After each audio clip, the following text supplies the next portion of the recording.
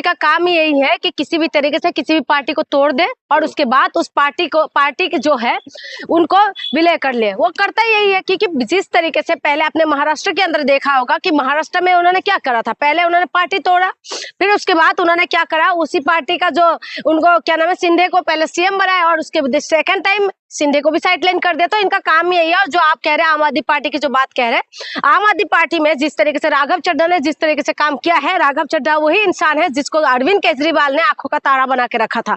राघव चड्ढा वही इंसान है जिसका कोई वजूद नहीं था, लेकिन केजरीवाल ने उसको वजूद दिया, उनको आगे बढ़ाया, उसको पहले विधायक बनाया, उसके बाद उनको सांसद बनाया। लेकिन अगर राघव चड्ढा इस तरीके से काम कर रहे हैं तो आप समझ रहिए कि राघव चड्ढा का तो फ्यूचर बिल्कुल खत्म है, राजनीति उनका खत्म हो चुका है।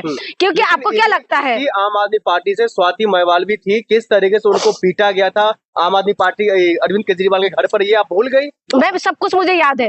अगर तुम्हें इतना आम आदमी पार्टी बुरा लगता है ना, बुरा लगता है, ठीक है, आम आदमी पार्टी को मंथन करने की जरूरत है। क्योंकि बार बार अगर इस तरीके से हो रहा है, जैसे पहले योगेंद्र यादव चले गए थे, प्रशांत भूषण चले गए थे, किरण बेदी चले गए थे और ऐसे तमाम जो फाउंडर मेंबर था वो चले गए थे। अगर उसके बाद भी अगर ये लोग फिर से ये लोग फिर से इनको छोड़ा, सबसे बड़ी बात मुझे दुख इस बात का लग रहा है, राघव चड्ढा गए कोई बात नहीं, लेकिन जो संदीप पाठक जो गया है ना, क्या कारण है, ये आम आदमी पार्टी को सोचना पड़ेगा और सोचना भी चाहिए। क्योंकि लगातार उनके ऊपर ऐसा आरोप लग रहा है तो कुछ ना कुछ तो बात है, पहली बात। और दूसरी बात, जो स्वाति मालीवाल की आप बात कर रहे हैं ना, स्वाति मालीवाल पूरी तरीके से बागी हो चुकी है, तो ये लोग जो है जाते तो पहले क्यों नहीं चले जाते, पहले चले जाते। पंजाब के लगभग 63 ऐसे विधायक है, एमएलए है जो इसके संपर्क में है राघव चड्ढा के। देखिए अभी तक बीजेपी साफ इशारा कर चुके हैं, आप 63 विधायक लेकर के आइए और पंजाब का मुख्यमंत्री बनिए। देखिए बीजेपी कुछ भी कर सकते हैं, आज की डेट पे बीजेपी कुछ भी कर सकते हैं, बीजेपी के लिए असंभव कुछ भी नहीं है, मैं बार बार कह रहा हूँ। और दूसरी बात मैं आपको बता दूं, जो राघव चड्ढा ये स्वाति मालीवाल की बात कह रहे हैं, ये लोग पहले क्यों नहीं चले जाते थे,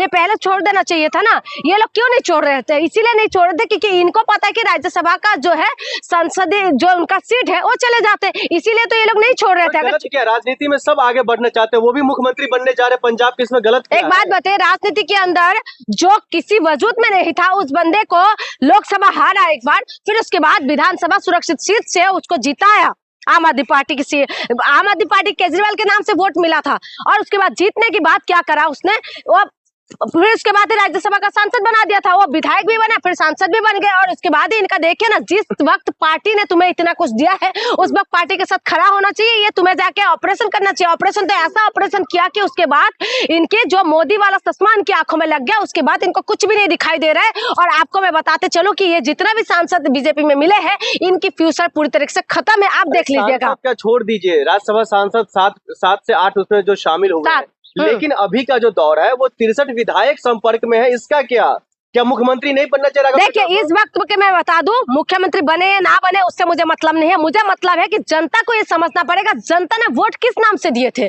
जनता अगर अवेयर नहीं होगा ना, तो देखिए राजनीतिक पार्टी किसी के नाम पे वोट लेंगे और उसके बाद जाकर बीजेपी में शामिल हो जाएंगे, चाहे वो कांग्रेस में की बात करे, चाहे आम आदमी पार्टी की बात करे, चाहे नीतीश कुमार के नाम पे वोट लिया और उसके बाद आप सम्राट चौधरी वहां की मुख्यमंत्री बन गए हैं। तो जो है ये बात जनता को, खास करके जनता को ये बात समझना पड़ेगा। अब राजनीतिक पार्टी से कोई उम्मीद नहीं, आप इसमें बताया जाए कि दल बदलो जो कानून है वो इनके ऊपर असर नहीं डालेगा।